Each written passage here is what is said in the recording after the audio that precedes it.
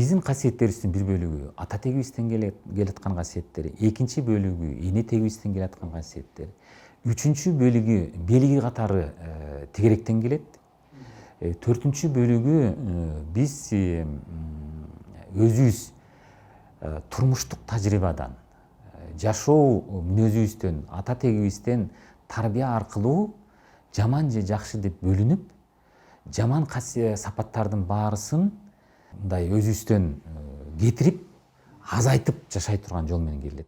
Өзүмүн жараткан Кудайдын алдындагы милдетими колдонгонго берилген бир өзгөчө энергия экен. Буну мен өзүм асырашым керек экен. Асыл дап кармашым керек экен деген түшүнүк пайда болот. Мына ошондо адам өзү ички туюмунан ошол түшүнүктүн деңгээлинде өзүнө тыянак чыгарат. Мен кандайдыр бир иштерди кылганга мага уруксат эмес экен. Бул тыюу салынат экен. Кандайдыр бир жумуштар мага жарашат экен. Ушул жол менен басышым керек экен, жүрүшүм керек экен деген тыянак чыгат. Мына ушул биринчиси туюм көкүрөк туюмдун деңгээлиндеги уюган энергия. Экинчиси бөлүгү бул ошол жөнүндөгү түшүнүк. Үчүнчүсү тыянак. Мына ушул үчөө бириккенде, үчүлтүк болуп адамдын көкүрөгүндө уюганда, ошол адам өзүнүн касиетин тааныды жана касиети менен иштеп баштады деп тыянак чыгарсак болот. Мына ушул гана жетиштүү адамга.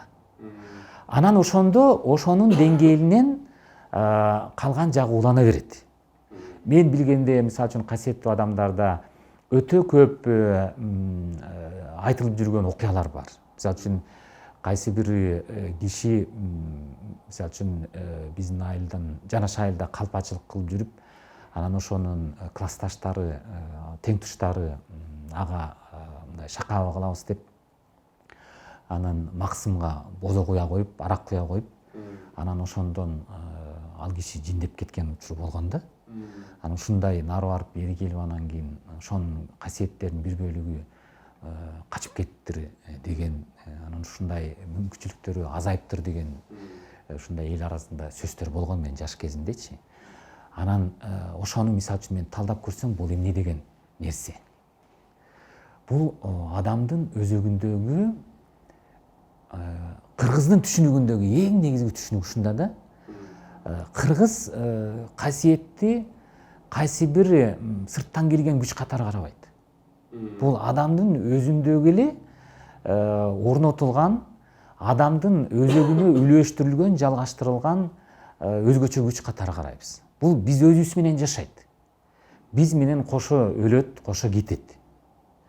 Болгону кандайдыр бир тескери иштерге аралашып калганда касиет таарынат. Касиеттин энергиясы качат да ошондой учурда. Ал деген нерсе, мисалы үчүн, ошол адамдан толук качып кетти дегенди билдирбейт. Болгону эле кайсы бир учурларга касиет адамды кандайдыр бир деңгээлде тарбиялайт, даярдайт жашоогочу, үйрөтөт. Керек болсо окуучу кылып отургузуп алып, кадимкидей окуткан учурлар да болот. Мисалы үчүн, жана манасчылык өнөрдө карасаңар, жана Үмөт деген жаш бала айтып атат: Саякбай ата келип, анан кийин мага минтип айтты дейт, тигинтип айтты, мен Саякбай атадай болуп атпаймынбы депчи. Мына ушул устатчылык, Саякбай атанын манасчылык касиети келип, Үмөт балабызга устат катары үйрөтүп атат. Бул кыргыз үчүн жөнөкөй эле табигый көрүнүш. Бул касиет кармаган кишилердин ар биринде болуп өткөн окуялардын бири да. Бул жашоодо, мисалы үчүн, көрүп турган жашообузда, күнүмдүк турмушта болушу мүмкүн. Бирөөлөр аркылуу, устат аркылуу келет. Кайып дүйнөдө болушу мүмкүн. Түш аркылуу болушу мүмкүн. Мисалы үчүн, мен көп эле кишилерди билем, түшүндө кадимкидей ошол касиеттер келип, окутуп, кандай жолго жүрүш керек экендигин тарбиялап кеткен учурлары. Мына ошол жанагы түшүнүктү туура жолдо колдонуу жол менен, туура жолдо туура мамиле кылуу менен касиетти биз кармайбыз. Ошол туура эмес жолго түшүп кеткенде, мисалы үчүн, көп учурда бул жанагы арам оокат ичип алганда, арам тамакты ичип алганда дейт, арам иштерге аралашып кеткенде касиет таарынат. Ошондо касиет кандайдыр бир атайын эсине келтириш үчүн жаман окуяларга, кырсыктарга, оору сыркоолорго кириптер кылат адамды. Бул ошол биздеги жашообузда кезиккен жанагы айыкпас оорулардын көпчүлүгү, мен 100% деп айта албайм, бирок өтө көпчүлүк бөлүгү бул ошол касиет таарыткандан келип чыгат. Касиет таарынганына байланыштуу ал кайсы бир энергияларды, адамдын денесиндеги энергияларды тыя баштайт, бууй баштайт. Ошондон адамда ар түрдүү оору сыркоолор келип чыгат. Жашоосунда кырсыктар келип чыгат. Жанагындай жаман окуяларды белги бере турган окуяларды кириптер кылган нерселер келип чыгат. Адамдын жашоосу өзү жөнөкөй эле. Жараткан Кудай адамга тагдырына кайсы бир жашоону жашап өткөнгө тагдыр кылып жазып койгон. Ошол тагдырында адам үчүн негизинен жалаң жакшылык нерселер жаралган. Бирок ошол жакшылык нерселер биз билген, адамдык көз караш менен билген жакшы деген нерселер аркылуу эмес, жалпы дүйнөлүк энергиянын, дүйнөлүк агымдын көз карашынан алып карагандагы жакшылыктар болуп атат. Мисалы үчүн дүйнөлүк агымдын көз карашынан алып караганда биз 1 километр жерге бир чака сууду көтөрүп барып, биздин туугандарыбызды ыраазы кылышыбыз керек болсо, ошого чекетерибизди сарптап, ошону көтөрүп барышыбыз керек. Ошондо ошол тууганыбыз бизге ыраазы болуп, суу алып келип бергенине ыраазы болуп батасын берсе, бул дүйнөлүк агым үчүн өтө чоң жетишпей жаткан дүйнөлүк агымдагы нур болушу мүмкүн, энергия болушу мүмкүн. Биз ошону бир чака сууну алып барып берүү менен кемтикти толтурабыз. Ошону мисалы үчүн биз жалкоолугубуз кармаса аткаргыбыз келбейт да. Ошону аткарбай койгонубузда, тагдырыбызда ошону аткартыш үчүн башка бир түйшүккө кептелебиз да. Андан кыйыныраак түйшүккө кептелебиз. Бирөөдөн келтек жейбиз, бирөөдөн жем угабыз дегендейчи, же ооруйбуз. Өзү оору бул экинчи баскычтагы, менин түшүнүгүмдө экинчи баскычтагы белги. Биринчи баскычтагы белги бул жөнөкөй эле келет адамдын өзүндө. Жакын туугандар, дос жарандардан, күнүмдүк мындай алыш-бериш кылып жүргөндөрдөн эле мындай эскертүү түрүндө келет. Кээде биз мисалы үчүн улуу кишилер, эй бала, сен жөн жүрбөйсүңбү деген нерсе, бул ошол эскертүүнүн түрү да. Биз аны мисалы үчүн ушинтип эле айтып берет, ушинтип эле мени жемелей берет деп кабыл алсак, каршылаштык пайда болот.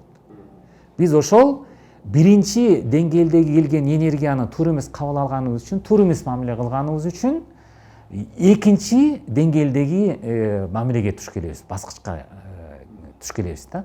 Ал жанагындай каргаша кырсыктын түрү, жеңил түрдө. Мисалы үчүн буттан чалып жыгылышы мүмкүн.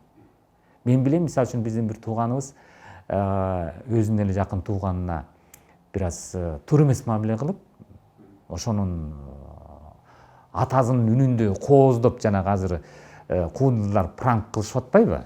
Ошондой кылып, эй баланча, минтпейсиңби деп айтам деп, турган жеринен чалынып жыгылып, колу сынган да.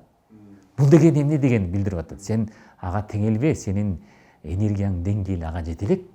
Сен ага шакаба кылгыдай, сен кимсиң дегендей белги болуп атат да.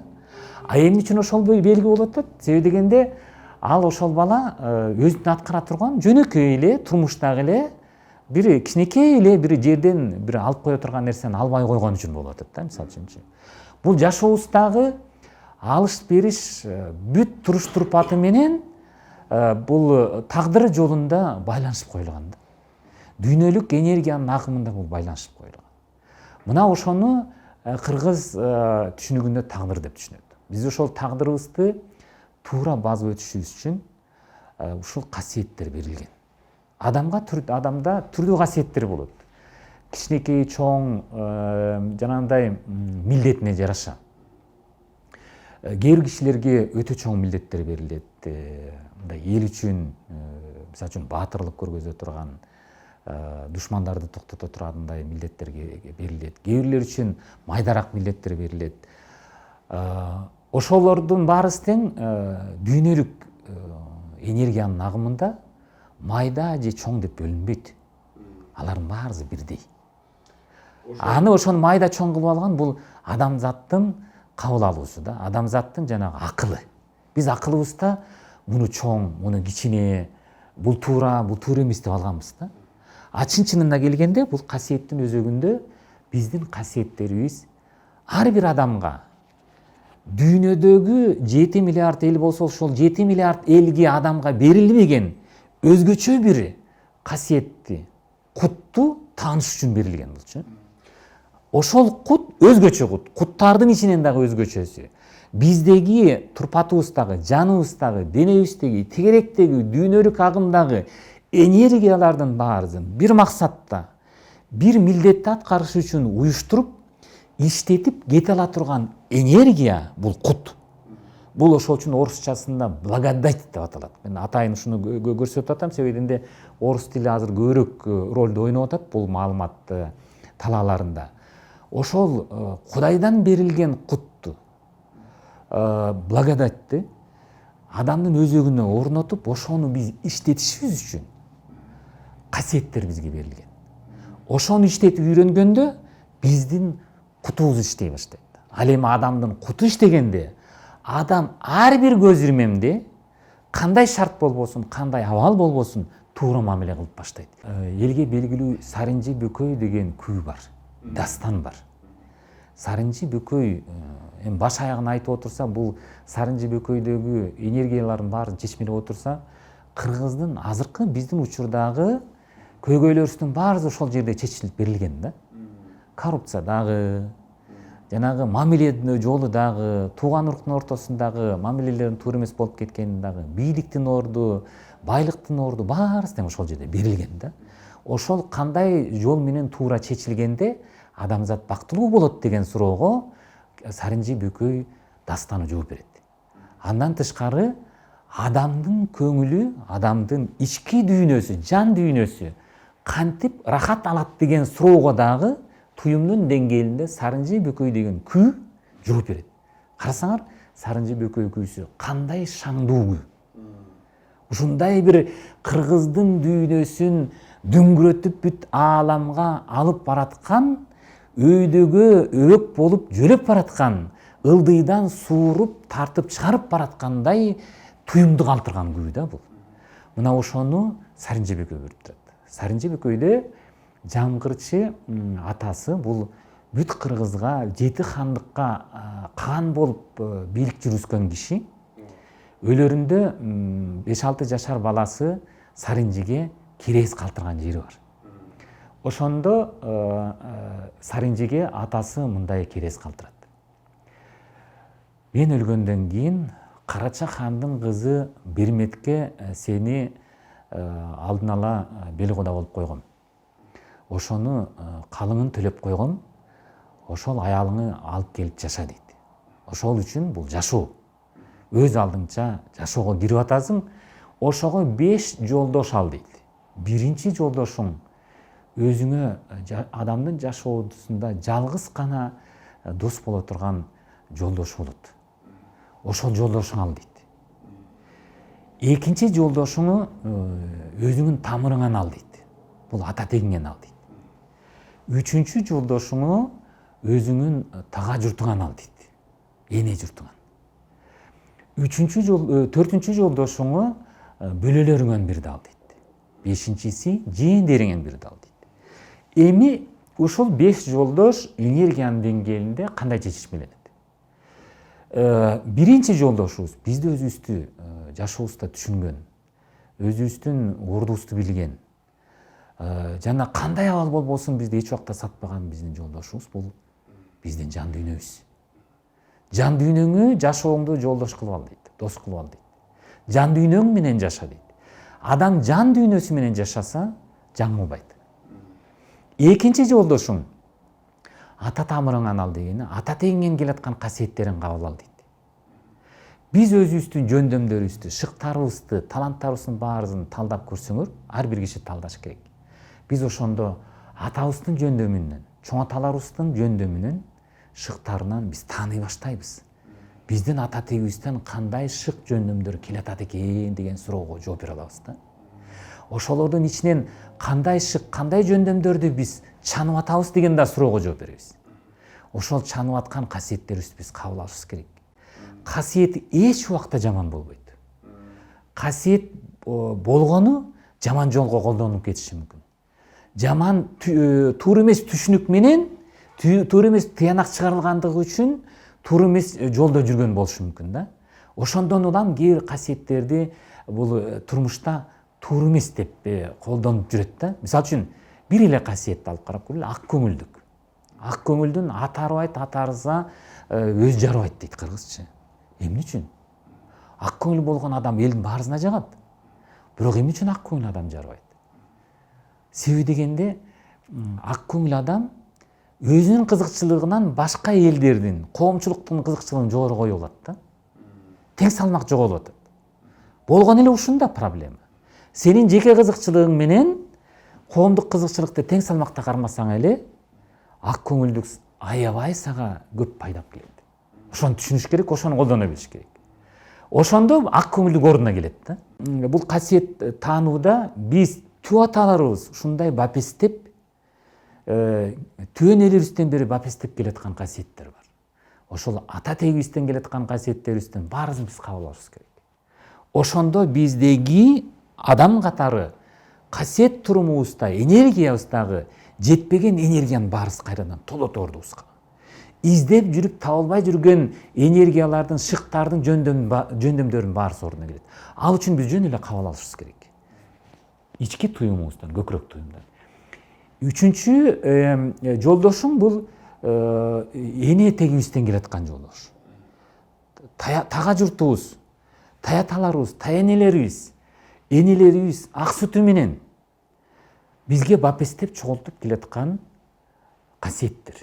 Көп учурда силер байкасаңар, өзү адамдын өзөгү тага журтунан түзүлөт. Ошого көңүл бурушубуз керек. Бүт жомоктордон карап көрсөңөр, эгер биздин балдарыбыз баатыр болсун десе, ошол баатыр баланы төрөп бере ала турган аялдарды издешкен илгеркилер. Ошондой өзгөчө касиеттүү аялдар гана баатырларды төлөп бара алат. Ошолордун каруу күчү мол болот. Эл үчүн баатырлык кылып кызмат өткөрө ала турган кишилер төрөлөт. Бул аял аркылуу келет. Адамдын өзөгү, мына биздин өзөгүбүз бул ушу каракуштан баштап омурткалар аркылуу белибизге өткөн өзөк, адамдын өзөгү ушул. Адамдын турпатын кармап турган өзөк ушул. Биздин өзөгүбүз бекем болсун десек, биз тага журтубузду, таята тайнелерибизди, энелерибиздин баарысын кабыл алып чыгышыбыз керек. Мына ошолордун баарысындагы топтолгон касиеттин баарысын биз чогултушубуз керек. Ошондо гана биздеги өзөгүбүздөгү энергия иштей баштайт. Ансыз энергия иштебейт. Мен көрүп атам жанагы дүйнөлүк жанагындай соревнованиялерде, чемпионаттарда биздин кыргыздын кыздары, жигиттери аябай жакшы баратып анан бир жерге келгенде жетпей калып атат да. Ошонун өзөгү эмнеде? Ошонун өзөгү ошо эненин өзөгүндө. Демек ошол жигиттер, кыздар көңүл буруш керек. Өзлөрүнүн келаткан энелерине, эне тарабынан, тага тарабынан кабыл албай келаткан эмнелер бар. Ошолорду туура түшүнүп, туура тыянак чыгарып, кабыл алып, өзөгүнө орнотуш керек. Ошондо кыргызга эч ким теңеле албайт. Андан кийинки төртүнчү жолдош бул бөлө тараптан келет. Бөлөң кабыл ал дейт. Бөлө деген эмне? Мен ошону энергиянын деңгээлинде биздеги өлтүрө турган, бизди жаман нерсеге кириптер кыла турган, жаман сапаттарды өлтүрүп жаша, бөлүп жаша деп түшүндүрүп атам да. Ошол өзүбүздөгү жаман сапаттарыбызды, жалкоолугубузду, бирөөлөрдүн артынан сүйлөй коймойбузду, ушак айтып жүрбөйбүздү, кээде мактанып жүрмөй, окшогон сапаттарыбызды биз тыйып, ошолорду өлтүрүп жашашыбыз керек. Бул биздин төртүнчү жолдошубуз, досубуз жашообузда. Бешинчи досубуз жээнден ал дейт. Эми жээн деген сөздү карап көрсөңөр, жээн деп атат. Эниңи же деп атат. Келип жаткан энди белгилердин баарысын жеп, түшүнүп, ошого туура мамиле кылып жаша деп атат. Көчөдөн баратканда, мисалы үчүн, бирөө жок жерден эле түртүп кетти. Эми жаштарда кандай болот? Дароо эле, сен кимсиң тигиде мушташып келет да. Эми көңүл буругулачы, ал киши эмнеге түртүп кетти? Эмнеге түртүп кетти? Башкача мисал, ушун эле мисал. Көчөдө баратсаңар, үстүңөрдөн учуп бараткан чымчык чычып кетти дейли. Эмне кыласыз аны? Кейизиңер же сөгүнөзүңөр ошондойдон калып калды. А чындыгында эмнеге ошол миңдеген кишилердин ичинен келип туруп эмне силерге гана белги берип атат? Белги катары карап көрбөйлүбү ошону? Белги катары кабыл алып көрбөйлүбү ошону? Куштун берген белгисин, куш бул аябай жакшы кабар дегенин билдирет. Туурабы? Куш кабар дейт кыргыздарчы. Демек мага бир жакшы кабар келатат. Эми эмне деген кабар экен? Ошого бир мен сүйүнөйүнчү, ушул жакшы экен, ушул кушка мен ыраазычылык билдирейинчи десек, ошол куш кабар келип туруп, энергиясы биздин өзөгүбүзгө орноп калды да. Анан чындап эле жакшы кабарды биз өзүбүз чакырып алабыз. Эгерде кушка ошо таш бараңга алып туруп аны кубалай турган болсок, кабар кетип калды. Келаткан жакшы энергияны биз качырып жүрдүк, туура эмес мамиле кылдык. Мына ушул 5 досту карманып, 5 доско туура мамиле кылып жашаган киши касиеттерин карманат, сөзсүз түрдө кутун тааныйт, жашоодогу өз ордун табат, милдетин аткарат дагы, жараткан Кудай Таала тарабынан берилген милдетин аткаруу менен Кудайдын кереметине ээлик кылат. Жанагы биз издеген керемет, жашоо, чууда мына ошол жерде турат. Биз өзүбүздүн кутубузду таанып, карманып, иштеп, ошол милдетибизди аткарганда адам сөзсүз түрдө кереметке жолугат. Ушундай керемет болот, адам башкача жашоого өтөт. Ошол күндөн баштап ал адамдын жашоосу жомоктогудай өзгөчө жашоо болот. Мына ошол жашооду биздин аталарыбыз, энелерибиз жашаган. Мына ошол жашооду биздин манас атабыз кыргыз дүйнөсү деп түзүп кеткен. Мына ошол жашоо бизди күтүп турат. Ушул эле жашоодо, ушул эле жарык дүйнөдө.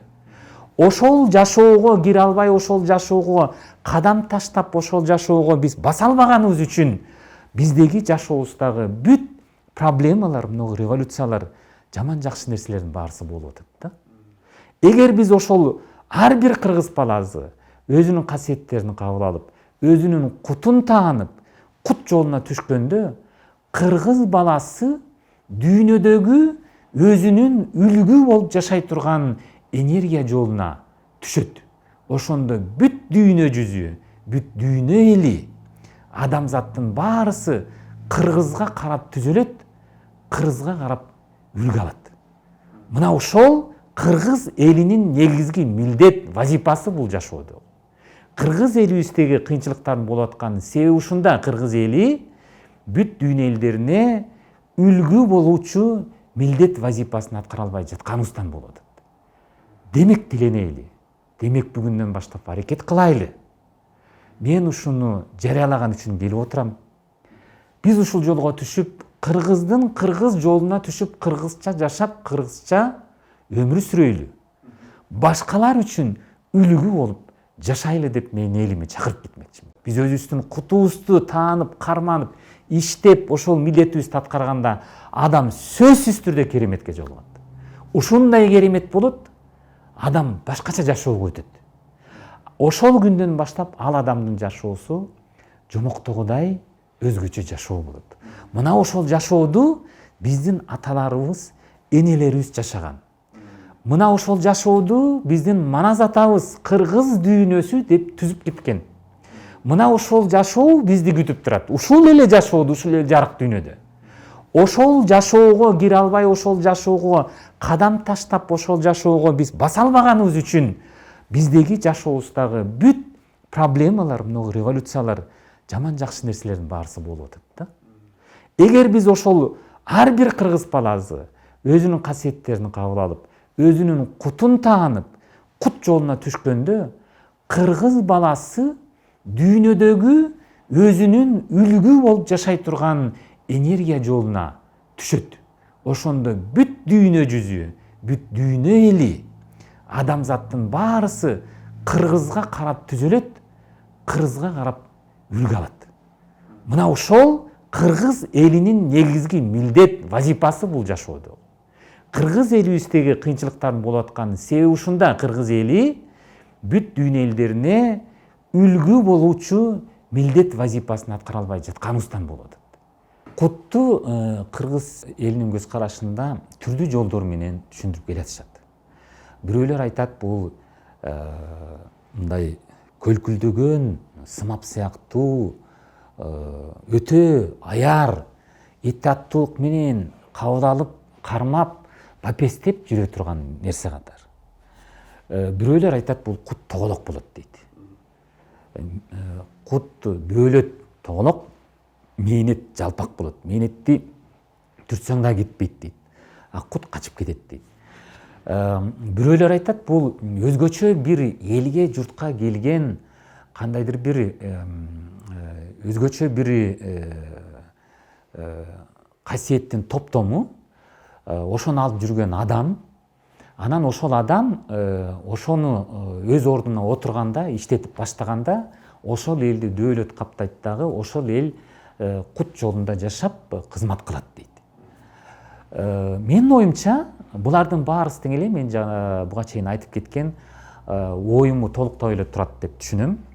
Кут менин оюмча касиеттердин баарысын дүйнөлүк деңгээлде, дүйнөлүк агымдын деңгээлинде, жараткан Кудайдын жолунда иштетип, кызмат кылдырып, баарысын уютуп кете турган энергия.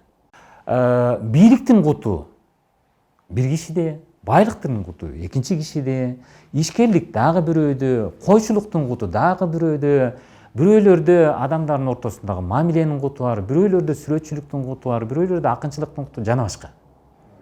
Анан ошол кутты алып жүргөндөр ошо кызматына жараша, аткара турган кызматына жараша бөлүнүп кете берет. Мисалы үчүн бизде акындар, төкмө акындар бир топ, манасчылар деле бир топ. Аларда ошол манасчыларда манасчылыктын касиети орногон. Бирок ошол манасчылыктын касиети иштетүү жолу менен ошол манас айтып аткан киши кайсыл кутту иштетип аткандыгын таанып билиш керек. Эмненин кутун? Манасчылык өнөрү бир учурларда баягы элди каптап келаткан душманга каршы көтөрүш үчүн, элдин жана энергиясын бир колго уютуш үчүн, каршы ала тургандай тутумга келтириш үчүн колдонулган.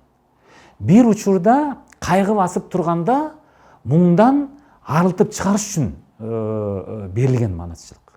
Ошол куту катары. Ошол ар түрдүү доордо өзүнүн мезгилине жараша, мына манасчылардын айтып атканындагы ар бирин өзүнчө кут алып жүрүшөт алар. Ошону таанып билиш керек дагы. Ошол жолго түшкөндө аларга манасчылыктын баягы энергиянын жолундагы уютуучулук деңгээлинде өзгөчө бир кереметтер ачылат. Башка манасчылар кыла албаган нерселер ачылат. Төкмө акындар дагы ошондой. Мисалы үчүн жеңи жок акынга акындар тең келе алган эмес. Эмнеси менен тең боло алган эмес. Себеби дегенде жеңи жок акындын төкмөлөрүндө, термелеринде кыргыздын көз карашы философиялык, бул жашоого болгон, дүйнө таанымына болгон көз карашынын очогу өзөгү ошол жерде уютулуп иштетилип атат. Демек, философиялык жактан көз каралыштан алып караганда жеңи жокко бир дагы акын тең келе алмак эмес. Себебинде башка акындын куту ошол төкмөчүлүктө эле, аныкы башка тарапта. Мүмкүн, мисалы үчүн жана Асан Кайгы атабыздай, ал киши табиятка көңүл буруш керек эле. Табияттагы энергияларды иштетип, аларды бир тең салмакка алып келип, жаз менен кышты теңеп, элди ысык суукка бөлөбөй, бейлин жашоого өткөрө турган энергияны иштетиши мүмкүндүр да, мисалы үчүнчү. Мына демек, куттун иштетүү жолунда, кызматы жолундагы өзгөчөлүктөрү менен айырмаланып, кут анан бөлүнүп кете берет да. Кыргыздын бийлигин, элдин ынтымагын, мамилесин бир максатка бириктирип, бир багытта алып кете ала турган, элдин ысыгына дагы, суугуна дагы жарай турган адам, ошонун энергиясын алып жүргөн, жүгүн көтөрө ала турган адам бирөө эле. Ошол киши өзүнүн кутун тааный албай жатат. Ошол үчүн мен эл журтума кайрылып элем. Биз ошол кишиге кутун тааныганга жардам беришибиз керек. ошону элдин ичинен сууруп чыгышыбыз керек. Мына ошол киши бийликтин кутун кармап өзүнүн ордуна отурганда кыргыз эли эл катары, журт катары өзүнүн жолун табат, өзүнүн милдетин аткарат, бүт дүйнө элине үлгү болот. Манас атабыз көргөзгөн үлгүнү бүт дүйнө элине көргөзө алат. Мына ошондой бийликтин кутун кармаган киши. Ал эми башкалар, мисалы үчүн президент болом деп жүгүрүп жүргөн, бийликке барам деп акчасын көтөрүп жана башка жолдор менен аракет кылып аткандардын баарысы негизинен булар себепкерлер. Жашоодо эки кызмат бар. Бирөө милдеттин, негизги милдеттин кызматы бар, экинчиси себепкерлик кызмат бар. Себепкерлик кызмат мындай, мисалы үчүн биздин бармагыбызда карап көрсөңөр, биздин алаканыбыз ушундай бир чоң философия, мынагу негизги милдеттин жүгүн көргөзүп атат. Ал эми булар себепкерлик. Мына ошол милдеттин жүгүн, мисалы үчүн кыргыздын бийлигинин кутун кармап турган жигит же кыз ошону таанып өзүнүн жолуна түшпөй аткан үчүн мынагу жактагы себепкерлер жүгүрүп атат ошого, мен аткарам деп. Эми ошого көңүл буруңуздар, айланайындар. Себепкер болом дегендердин баарысы. Себепкерлик кайсы бир убакытка эле берилет. Бир кыска эле мөөнөткө берилет. Себепкерлик эмне үчүн берилет? Ошол себепкерлик учурунда ошол кутун тааны элек, бийликтин кутун кармап жүргөн кишини алып келип ордуна коюш үчүн эле берилет. Себепкерликтин кызматы ушул. Ошол учурда убактылуу аткарып туруш керек. Мисалы үчүн, ата үйдө жокто эне баш көз болот. Туурабы? А эгерде ата үйдө отурганда деле эне баш көз болсо эмне болуп кетет? Үй бүлөдөгү ырк бузулат. Энерге башка жака ой баштайт. Майдаланып кетет, жана башка ушундай да.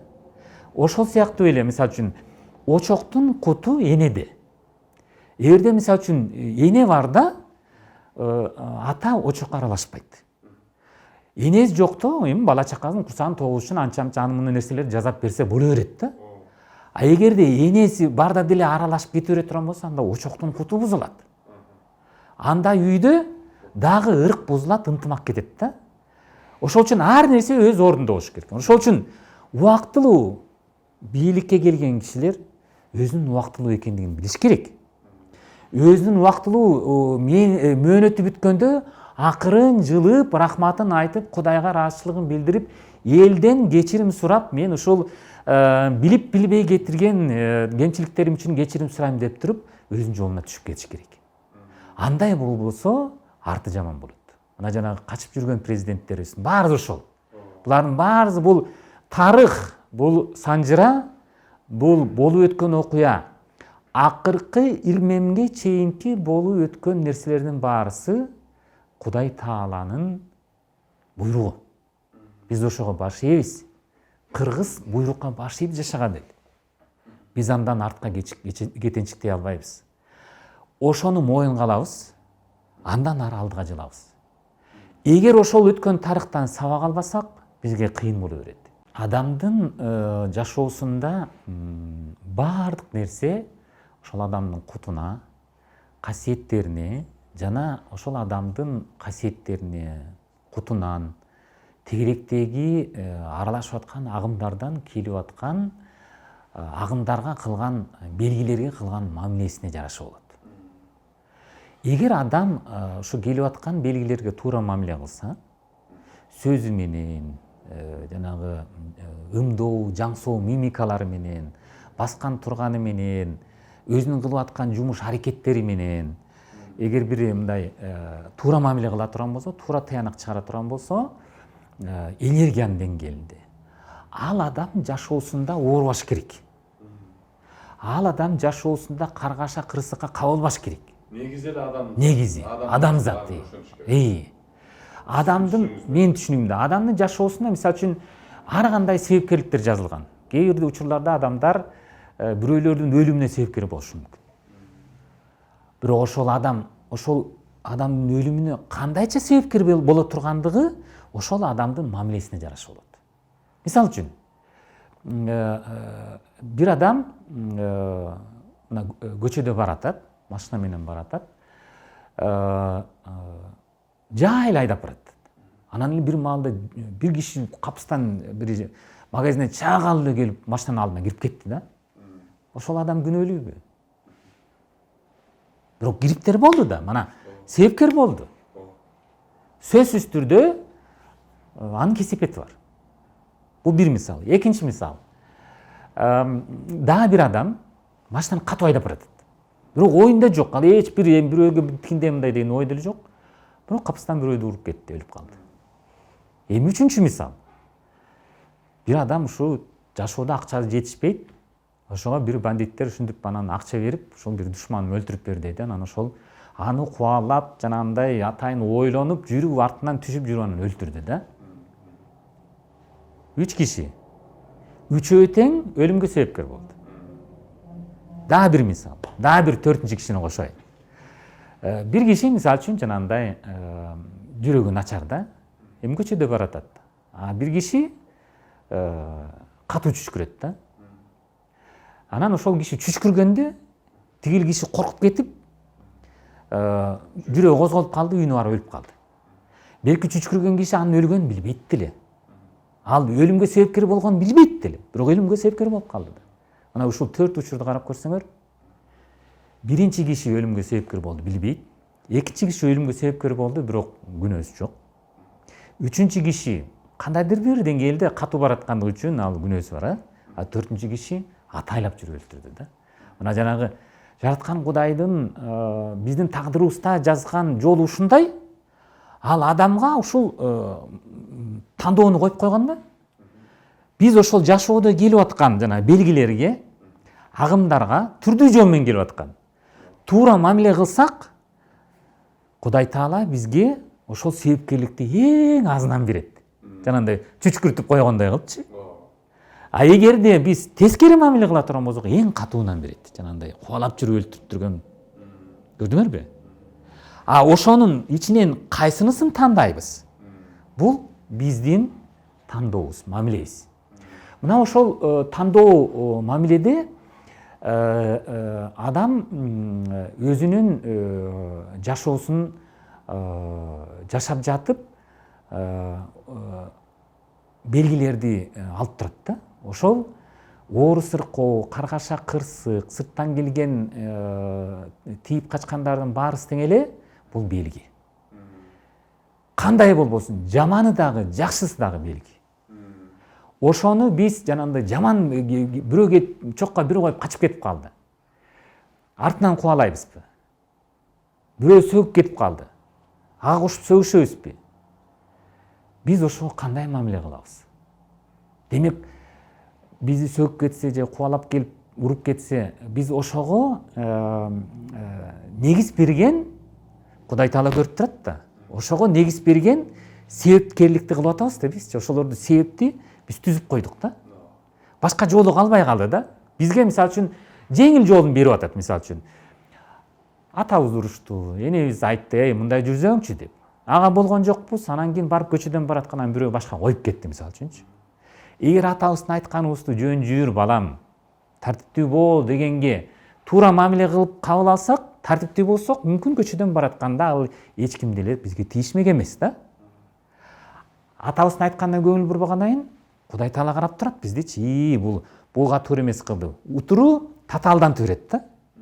Татаалдантып отурганда анан ошол жанагындай жеңил белгилерден ооруна өтө баштайт. Оор белгилердин эң жөнөкөйлөрү бул оорунун жеңилдери. Биз кээде грипп деп коебуз. Кээде мисалы үчүн бир жерибизди чийип кетет. Кээде мисалы үчүн жанагы жолдон баратып эле бутубуз жанагындай бир ташты басып алып оорутуп алабыз, тарамышын чоюп алабыз дегендей, бул жеңилирээк жолдор. Анан ошол белгини биз туура кабыл алып, энергияны чечмелеп, биз эмнени туура эмес кылып атканыбызды жана бөлүп жашап, жанагындай жаман жак сапатыбызды аткарбай жаткан кызматыбызды аткарсак, туура мамиле кылдык дагы кийинки татаалдаткан нерсе келбейт ага. Ошондо адам өзүн өзү тагдырын түзөп кете берет да. Ошондо анан өтүшүп кеткенде анан оорунун катууларын берет. Каргаша кырсыктын катууларын берет да. Бул өтүшүп кеткен негизи. Дагы бир түшүнүк бар. Мисалы үчүн урпакта баягы бизге каныбыз аркылуу ата тектен, эне тектен келаткан бүт касиеттин баарысы өтөт. Ошондо баягы ата тектен, эне тектен келаткан кээ бир кемчиликтер дагы энергиянын жетишпегендиктери да өтөт да. Жанагы майып балдардын төрөлүп калышы ошондон, жана тубаса оору сыркоо болгондор дагы, же болбосо кээ бир оорулар бар, жанагындай кан кууган оорулар бар. Мисалы үчүн жанагы кан басымы жогору адамдар болот. Ошолорду баягы биздин канча бир аталарыбыздан кеткен катачылыктарынан улам кайсы бир энергия туура жолго түшпөй калат да. Мисалы үчүн жөнөкөй эле бир мисал алып карап көрсөңөр, бир киши жакын эле тууганыңарчы катуу сөз менен силерди аябай таарынтып койду да. Ушуну ичиңерден бышып атат, ачууңар келип атат да. Силерде эки жол бар. Кайра барып туруп аны же чокка бир койбосуңар ачууңар чыгаш үчүнчү, же болбосо аны кечириш керек. Чын дилден кантип кечиресиңер? Ошол ачууду чыгарыш керек да. Ачууду чыгарсаңар, мисалы үчүн адамды кечирүү жолу менен гана чыгарасыңар. Демек ошол тууганым деле бекер айткан жок, менин бир кемчилигим бардыр, мен бир нерсени туура эмес кылып жаткандырмын. Же болбосо менин жашоодогу аткара турган кызматым моундай болсо, ал эми тууганымдын деңгээлим моундай болсо, мен ошол тууганымдын деңгээлине түшүп кете турган болсом, сөзсүз түрдө мен сокку жейм да. Бул жашоодо моундай эле. Мисалы үчүн 5 жашар бала менен 50 жашар бала, 50 жаштагы киши эч убакта тең түшүп болбойт да, туурабы? Тең келе албайт да. Чоң киши жаш балага тең келе албайт. Ошондой эле эркек киши аял кишиге тең келе албайт да. Анан ошондо мисалы үчүн эгер энергиядагы өзүнүн деңгээли жогору киши, энергияда деңгээли төмөн кишиге тең келе турган болсо, сөзсүз түрдө ошонго окшогон ачуу нерселерди угат да, жем угат да. Ошол үчүн жана мына бийликтеги депутаттарга көңүл бура турган нерсе, жанагы мындай карапайым эл тарабынан ачуу чындыктар айтылып атпайбы? Аларды көтөрүш керек. Башка арга жок алар үчүнчү. Себеби дегенде алардын кызматы ошондой. Ошол кызматына жараша алар ачууланбаш керек. Алар наоборот ошону кечирип, эмнени аткарбай жатам, эмнени мен калтырып койдум деп ошонун үстүнөн иштесе, элге жардам болгон сайын алар азая берет да. Ушул эле жол да. Ошол үчүн ачууду адам өзүнөн кетириш керек.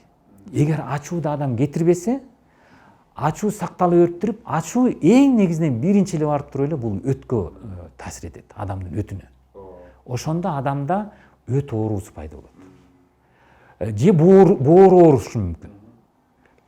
Боор ооруп, ошол адам өзү уже экинчи деңгээлдеги белгини алып атат. Сен бооруң ооруп баштады, өтүң ооруп баштады. Сен ачуулардын баарысын топтоп алдың, ачууну чыгар дейт, кетир дейт. Ошол мурунтан баягы башкаларга нааразы болдуңбу топтолуп келаткан ачуулар бар. Бул биздин ата тегибизден топтолуп келаткан ачуулар да болушу мүмкүн. Ошондо ошол ата тектеги, канчанчы атадагы, канчанчы энедеги, чоң ата чоң элерибиздеги калып кеткен, ошо кармап турган энергияны биз бошотушубуз керек. Демек, биздин ошол чоң аталарыбыздын энергиядагы жолу жогору болгондагы, ал энергияда төмөн деңгээлге түшүп алгандан кийин ошол ачууду өзүнүн жана канын өткөрүп берет да. Ошондон кан бузулуп, анан уланып кете берет. Ошол чоң атабыздын, ошол чоң энебиздин, ошол таята тайнебиздин деңгээлинде иштеп чыгып, биз энергияны түзөткөндө, баягы оорунун өзөгү башкы себеби алынат дагы, жоюлат дагы, ошондо анан жана дары дармектер тез эле жардам берет андай ооругачы. А өзөгүндөгү түйүн болуп турган, түйүп турган, энергияны түйүп турган түйүндү алмайынча дары дармектер убактылуу жардам берет дагы, энергия чечилбеген үчүн ал уланып кете берет. Жардам бербейт, айыкпай кете берет. Ошол оорунун мааниси ошондой эле. Ошол үчүн ооруп аткан киши оорунун өзөгүндөгү берилип аткан белги, ошол белги бизге түшүндүрүп атат да, кайсыл энергия түйүлүп турат, ошону чеч деп атат. Ошол энергияны чечмейинче оору айыгышы кыйын. Ошондо мен жанагы дарыгерлик кылып аткандардагы, таапчыларда дагы өтө чоң жоопкерчилик бар. Ошол жерде ошол энергиянын түйүнүн өзөгүн чечкенге жардам бериш керек. Эң негизги биринчи милдет ошондо турат. Анан экинчиси анан жанагы чөп шарды колдонуу же башка дагы массаж тигил буларды колдонуу менен аны энергияны таратып жүрсө болот да. Өзөгүн алмайынча, өзөгүн чечмейинче оору жеңилбейт. А өзөгү белги. Аны белги катары кабыл алыш керек дагы. Ошол белгини чечип чыгыш керек. Мына ушул кыргыздын жана касиет кут боюнча түшүнүгүндө өтө чоң илимдер жатат. Ошол илимдердин менин түшүнүгүмдө азыр бул багытта жүргөндө бир чет жак эле бир ача баштады да. Бир чет эл ачыла баштады. Аны түшүнгүп кирген сайын биздеги башкача көз караштар, жаңыча жана белгилерди түшүнүктөр пайда боло берет да. Ошого жараша бул ошол оорсууколорду жеңе турган жолдор дагы ачылат деп ойлойм. Бул келечектин иши. Мына ошол жолдо адам өзү жашоосунда жана мен айтып кеттим, жанагы биздин эне тегибизден келаткан биздин өзөгүбүздү түзүп турат. Биздин жанагы өзөктү формировать эткен күчтүн, кароонун баарысы биздин энелерден келет депчи. Мына ошол биздин жомоктордо, эпосторду карап көрсөңөр, кандай баатыр адам болбосун, анын артында андан да ашкан баатыр аял турат да. Ошол баатыр аялдар гана баатыр эркектерди куруп чыгат жашоосунда, өзөгүн түзүпчү. Анын ишенимин дагы, анын өзөгүндө каруу күчүн дагы кутун таанытып, ошол куту кантип иштей турган жолун көрсөтүп чыгат. Бул жерде жанагы эркектер менен аялдардын ортосундагы айырмачылык өтө чоң билинип турат да. Аялдар табиятынан булар уютуучулар болот. Жаратман болот. Аялдар гана төрөй алат, эркектер төрөй албайт. Ошондуктан аял киши төрөгөндү билгендиги үчүн анын табиятында аял кишиге жаратмандык салынган. Жаратмандык энергия салынган. Жаратмандык энергия эркектин деле энергиясында бар. Бирок аялдарда жаратмандык энергия алардын жана жөндөмүндө, үстүңкү бетинде ачык, аларга жанагындай таанып түшүнүш үчүн жеңил. Мисалы үчүн аялдар бизде жана тасторконду минтип арчып отуруп эле энергияны уютуп берет аларчы. Эркектер биз аны кыла албайбыз. Себеби аялдар ушу табиятынан, мисалы үчүн ошол жана тамак ашты мынтип аралаштырып атып эле, жанагы куюп берип атып эле, мисалы үчүн жанагы эне байкуш жанагы бир конфетти мисалы үчүн балам, муну эле эртең башкасын алып берем, бүгүн муну жеп тур дегенде, баласы ыраазы болуп, ошол аркылуу эле энергияны уютуп берип койду да. Ошону эле биз балдарыбызга кылганга аракет кылсак, биз эркектер андан ашыгыраак, көбүрөөк аракет кылышыбыз керек. Себеби дегенде, аялдардын табиятында ошол салынгандагы баласы бырпас деле муюп калат. Мындай карап, жашоодо деле карап көрсөңөр, эненин айтканына бала тез көнөт. Атасына кыйыныраак да. Алданбайт дагы, ушундай да. Себеби бул ошол жанагы эненин жаратмандыгында туруп атат да. Демек ошол адамдын өзөгүндө, адамдын көкүрөгүндөгү жарала турган ишеним, үмүт баарысынан калыптанат. Ошонун баарысын эне берет, түзөт. Мисалы үчүн жанагы кут алчу билимде баласагын, Жусуп баласагын атабыз ошол жаштарга сунуш кылып атат да, жанагы аял тандагандачы. Байдын кызына үйлөнсөң, байлыгына кол болосуң. Бийдин кызына үйлөнсөң, бийлигине кол болосуң. Жана башка деп. Анан кандай кызга үйлөнүш керек дегенде, акылдуу кызга үйлөнүш керек дейт. Акылдуу кызды кантип тааныш керек? Ал киши ушинтип атат, жанагы динди карманган кыздар акылдуу болот деп. А диндин өзөгүндө эмне болот? Диндин өзөгүндө Кудайга болгон тааным, Кудайга болгон ишеним. Кудайга болгон ишенимди тааныган бала бут дүйнө жүзүнүн курамы ошол биздин көкүрөгүбүздө экенин тааныйт да. Биздин көкүрөгүбүздөн ошол ишеним биздин акылыбызды, аң сезимибизди кармап турат. Ошол Кудайга болгон ишенимибизди акылыбыздан да, аң сезимибизден дагы алып туруп көкүрөккө уютуп турат. Мына ошондой кишиде гана чыныгы Кудайга болгон ишеним болот. Ошондой кишиде гана ошол киши өзү Кудайдын кайсы бир кызматы үчүн жаратылгандыгынын, ал жөн бул жерге келбегендигинин, ал кишиде ошондой өзгөчө бир кут бар экендигинин, Кудай алдында, эл алдында кызмат кыла турган милдети бардыгын, ар бир нерсе бири-бирине байланышкандыгын, өткөн нерсенин баарысы Кудайдын буйругу экендигин, келечек дагы Кудайдан боло тургандыгын таанып билип, ишенимин орнотуу жаралат. Мына ошондой кишиде гана бийик ишеним болот. Ошондой киши гана Кудайдын буйругун тааныгандыгы үчүн эртеңки күндөн үмүттөнөт. Кудай бекеринен берген жок булардын баарысын. Бекеринен мени ушунча жылда окуткан жок. Бекеринен мага ушул мээнетти кылдырткан жок. Демек Кудайдан бере турган, мага да бере турган ырыскым бардыр. Мага да бере турган кереметим бардыр деген үмүт жашайт. Ошого болгон ишеним болот.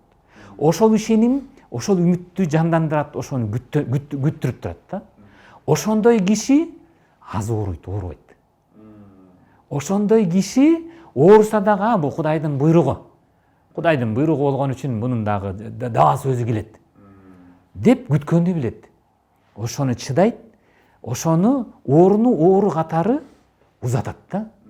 Ооруну оору катары узатып, энергия катары узатмайынча оору илешип кете берет. Эми ушул жерде кыргыздын эң эле жөнөкөй тапкычтыгын карасаңар, оору деген сөздү карагыла. Оор уу болуп атат. Биз өзүбүзгө, денебизге бир кайсы бир ууду жуктуруп алдык, жармаштырып алдык да. Эмне деген уу? Биз ошону түшүнүбүз керек. Ал эми уу деген сөзү эки тыбыштан болот. уу деп уңгу. Уңгунун уңгусун карадып атат. Өзөгүнүн дагы өзөгүн карадып атат. Баягы эле белгиге келип атабыз да. Эмне үчүн ошол оору бизге келип жармашты? Мисал үчүн, эмне үчүн биздин тизебиз ооруп атат? Эмне үчүн сол тизебиз эмес, оң тизебиз ооруп атат дейли? Бул бут. Бут эмне кылат? Бастырат адамдачы. Демек биздин басып бараткан жолубузда бир мандем бар болуп атат да. Оору болуп атат. Биз эмнени басып баратабыз? Оң тарап, оң бут бул жан дүйнөнүн кадамы, сол бут бул материалдык дүйнөнүн кадамы. Демек, оң буттун тизеси ооруп атса, биз жан дүйнөбүзгө көңүл бурбай атабыз. Жан дүйнөбүздөгү биздин көкүрөгүбүздө сыздап аткан бир мүмкүн өнөрдүр, мүмкүн бир сөздөр, мүмкүн бир тарбиядыр, мүмкүн бир мойнубузга албай келаткан бир өзгөчө бир талант бардыр. Ошол бизди сыздатып белги берип атат. Эмне кылышыбыз керек? Ошол белгини кабыл алып, анын өзөгүндөгү уудун белгисин кабыл алып, чечмелеп, ошону кабыл алып туруп, эгер өзүбүз аткара албай турган болсок, аны биз бала чакабызга өткөрүшүбүз керек. Ошондо оору кетет. Энергия кетет. Бул өзөгүндөгү түйүн жазылат. Анан ошондой баягы кыргыздар куудулар аябай муну шакалак кылышты, жанагы койдун майын сүртүп койсоң айыга берет дегенчи. Ошондо мүмкүн койдун майын сүртүп койсо деле ошого ишеним бозайып келет алчы. Куттун иши куш сыяктуу, эки канаты бар. Бир канатын кут шилтегенде адам өзүнө керектүү эмин алат. Эм. Дарып турган энергияны. Экинчи канатын шилтегенде ошол өзүнөн чыгара турган, бере турган энергиясын берип турат да. Кут ошондой иштейт. Эри шаркак. Адам табияттан, тегеректен, башкалардан канча энергия алса, өзүнөн аларга керектүү энергияны чыгарып турат. Сырттан тамак аш жегендей эле да, биз мисалы үчүн жетпеген тамакты жейбиз, калган сыртка чыгып кетет го. Ошол сыяктуу эле бул жерде. А бул жерде болгону энергия жөнүнүн болот. Ошол мисалы үчүн сен экөөбүздүн деле ортобузда энергия алмашуу жүрүп атат азырчы. Ал бизге көрүнбөйт, билинбейт, сезилбейт, бирок энергия кадимкидей алмашып жүрүп атат. Манас атабыз дагы жанагы асман менен жериңдин тирөөсүнөн бүткөндөй, айың менен күнүңдүн ширөөсүнөн бүткөндөй, алдындагы кара жер жерлигинен түткөндөй деген сөздө кыргыз элинин түздөн түз дүйнөлүк ааламдагы адамдын орду кандайча аныкталгандыгынын алгоритминен турат. Не деп атат мына? Биздин төбөбүз асманга тийип турат. Отурган жерибиз бул жерге тийип турат. Мына асман менен жериңдин тирөөсүнөн бүткөндө экөөнү тиреп турат. Биздин өзөгүбүз мененчи. Айың менен күнүңдүн ширөөсүнөн бүткөндөй. Ай менен күн бул жанагы эки түрлүү энергияны берип атат. Ошол энергиялардын ширетилип байкалышынан адам түзөлүп атат. Тегеректен ай күн катары биз энергияны алып атабыз. Асман менен жерден өткөрүүчү болуп энергияны өткөрүп туруп атабыз. Адам дүйнөлөрдүн ортосунда энергия өткөргүч. Болгондо дагы энергияны жанагы мисалы үчүн жандыктар сыяктуу билип билбей өткөрбөстөн адамдар билип таанып туруп өткөрөт. Өзү каалап же каалабай өткөрөт. Чын дилден же ниети карайып жаман көрүп жакшы көрүп өткөрөт да адамчы. Адам башкалардан ушунуз менен айырмаланат. Ошол үчүн адам дүйнөлүк агымда өзгөчө роль ойнойт. Кээ бир жомоктордо бар, мисалы үчүн адам өзүнүн ою менен, туюму менен жаңы дүйнөлөрдү жаратып турат. Бул кыргыздын көз карашында дагы бул бар. Мисалы үчүн жанагы Манас эпосунда биздин эң улуу жомогубузда берилген идея боюнча карап көрсөңөр, кадимкидей эле ал жерде нур дүйнө түзүлүп атат. Манас атабыз түзгөн кыргыздын нур дүйнөсү түзүлүп атат. Мына ошол нур дүйнө параллельно эле биздин жашообузда жашап атат алчы. Аны биз кантип билебиз? Мына манасчылардын тажрыйбасы биз үчүн бул далил да. Манасчылар ошол Манас атабызды, чоролорду, Бакай аталарды жана башкаларды көрүп атат. Алар менен сүйлөшүп атат дегендейчи. Мына ошондой параллель дүйнөлөрдөгү маалыматтарды алып берип турат. Биздеги жомоктордун орду менин түшүнүгүмдө кыргыздын генийлиги ушунчалык, кыргыздардын жомогу бул жөн эле кандай десем маалымат эмес. Себебинде мен муну кантип түшүндүм дебейсиңерби? Мен салыштырып көрдүм да. Мына былтыр жана Кытайдан келген 7000 жылдык санжыраны чыгарышты. Мына ошол жерде санжырадагы бөлүгү бар экен. Мисалы үчүн Жаңыл мырзанын окуясы, Курманбектин окуясы, Эртабылдынын окуясы, Манастын окуясы. То есть биздеги айтылып келаткан жөө жомок же болбосо эпос деп келаткандардын баарысы тең, оозек адебият дегендердин баарысы санжырада орду бар экен. Баланча кылымда, баланчанчы жылдары мондайдан буга чейин жашап өткөн бул реалдуу адамдар экен. Биздин аталарыбыз, энелерибиз экен. Мына ошолордо санжыра менен жомокту салыштырып көрсөңөр, укмуштай мен экөөнүн ортосунда бир кандай десем, өзгөчөлүктү таптым да. Санжыра менин түшүнүгүмдө бул тарых болгон окуя.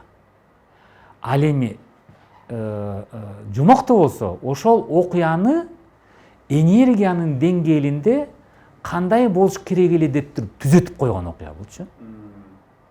То есть ал санжырада бул болгондой берилип атса, жомокто энергияны биздин аталар түзөтүп атат, түздөп атат. Ошол келечекте алардын жана кармап турган жанагы таасири болбосун депчи. Ошол таасирин болтурбаш үчүн, жанагы оор сыркоого, нерселерге айландырбаш үчүн ошол түйүнүн чечкен жолун жомоктордо берип атат да. Биз ошол үчүн жомоктордон кадимкидей чечмелей билсек, кандай ооруну, кандай деңгээлде кантип чечиле тургандыгын алгоритмин түшүнө алабыз.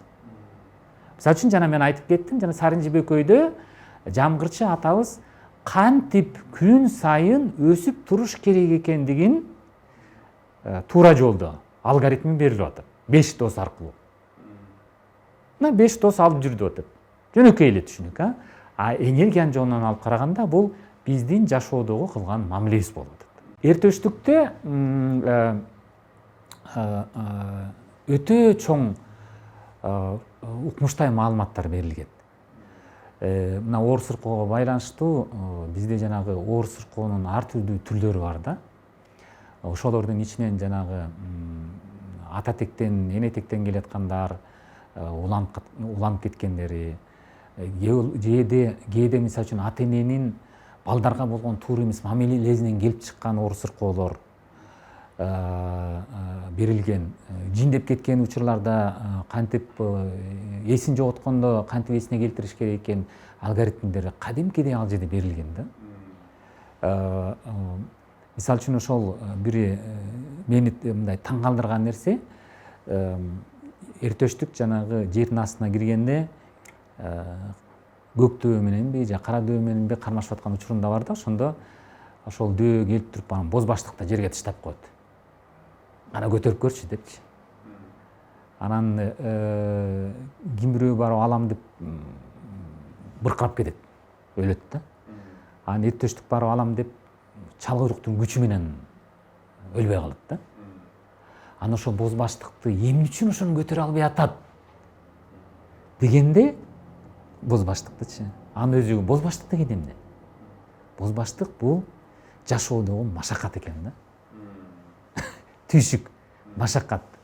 Машакатты бул акылдуулуктун эң жеткен чеги. Акыл менен машакатты жеңем десең, акылың түйшүгүнүн үстүнө кошо берет да. Бул эч убакта бүтпөйт машакатчы. Мына эми карап көрсөңөр азырчы телефондун түрү көбөйдү да.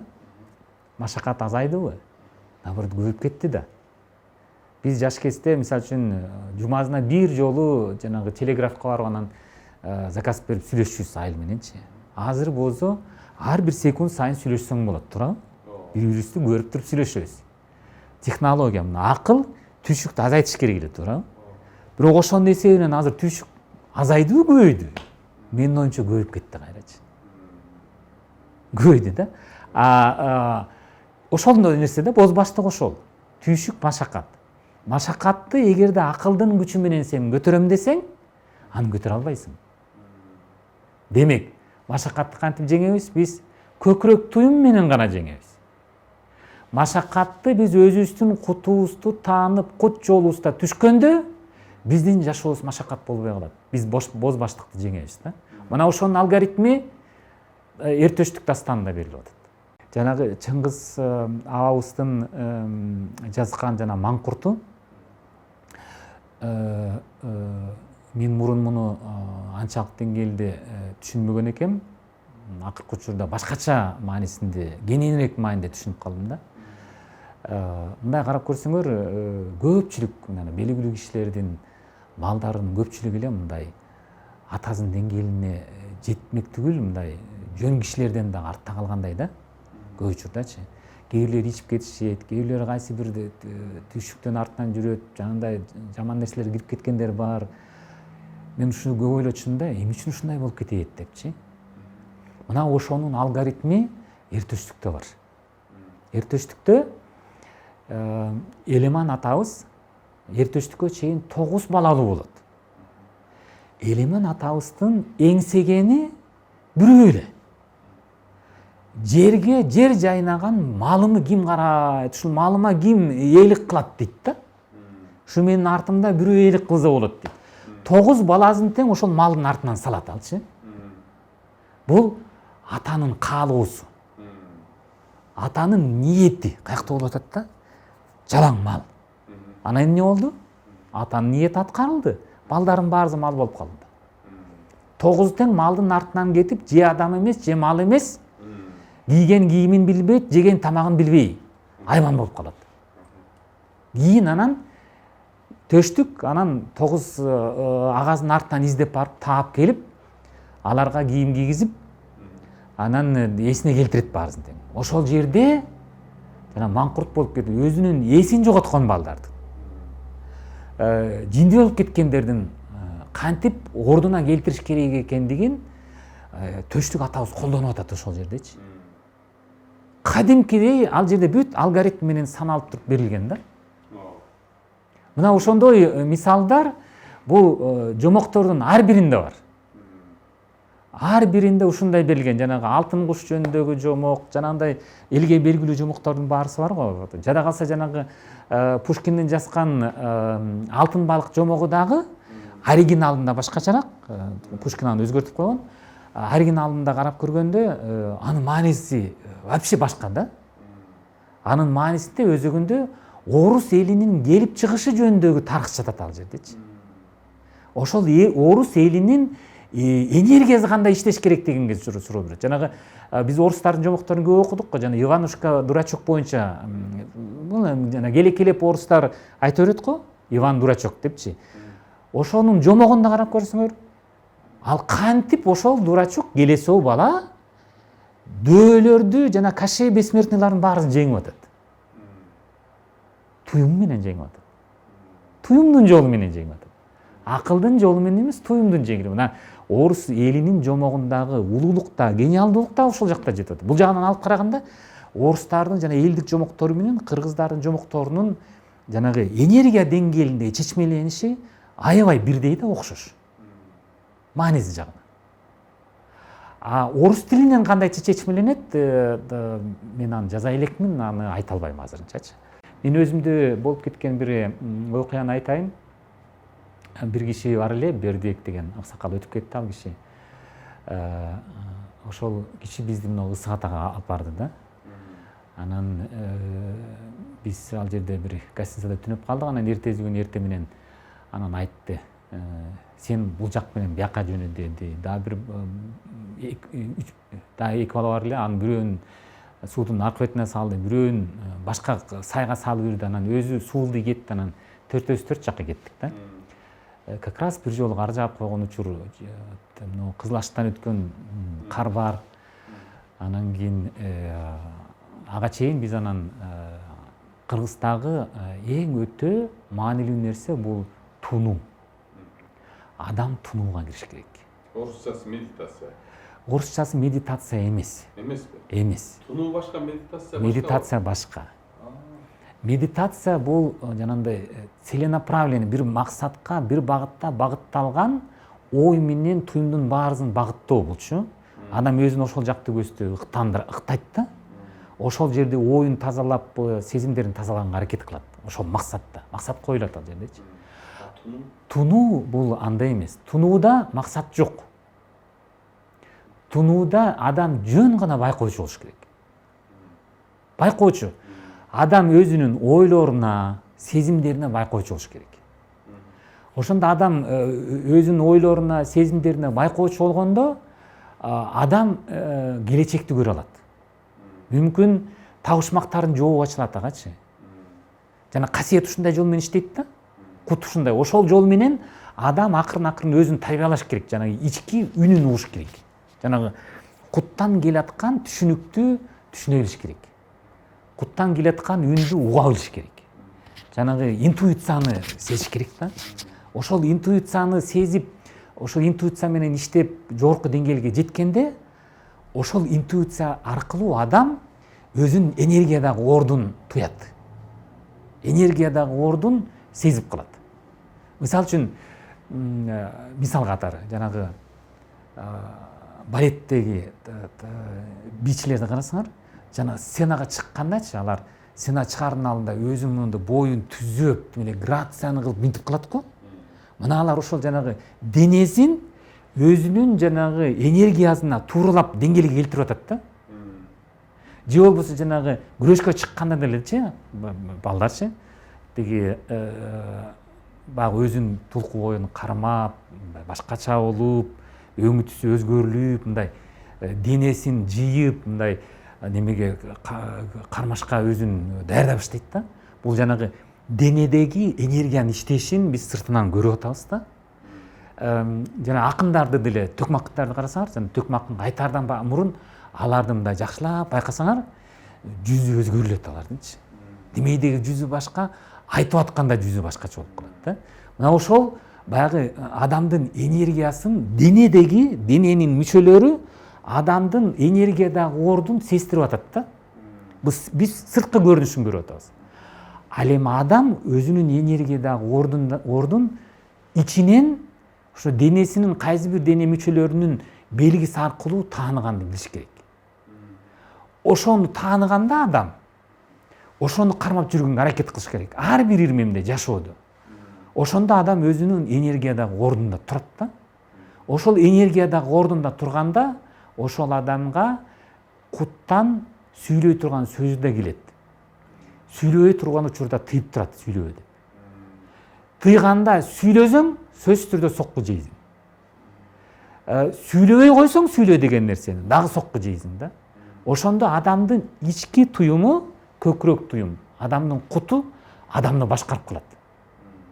Жана Кудайдын адамдын көкүрөгүнө салган өзгөчө энергиясы адамды башкарып калат. Мына ошол деңгээлге жетиш керек. Мына ошол деңгээлге жеткен абалды үйрөнгөнгө тунуу жардам берет. Тунуу бул тынч алып эле отуруш керек адам.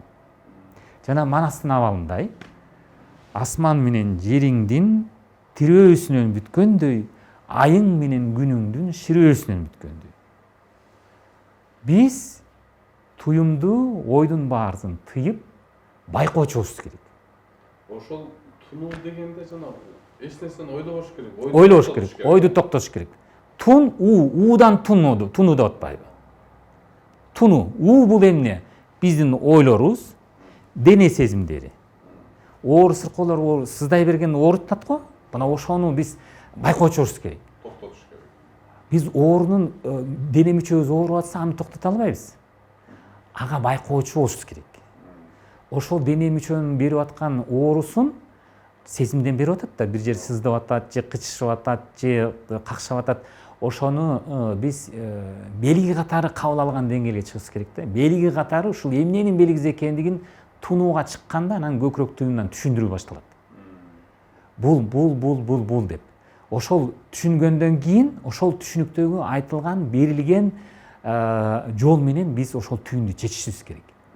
Ошону чечкенде эле оорунун өзөгү кетет, анан жанагындай дары-дармектер жардам берип айык кетет киши. Медитация бул жанагындай целенаправленный, бир максатка, бир багытта багытталган ой менен туюмдун баарысын багыттоо болчу. Адам өзүн ошол жакты көздөй ыктайт да.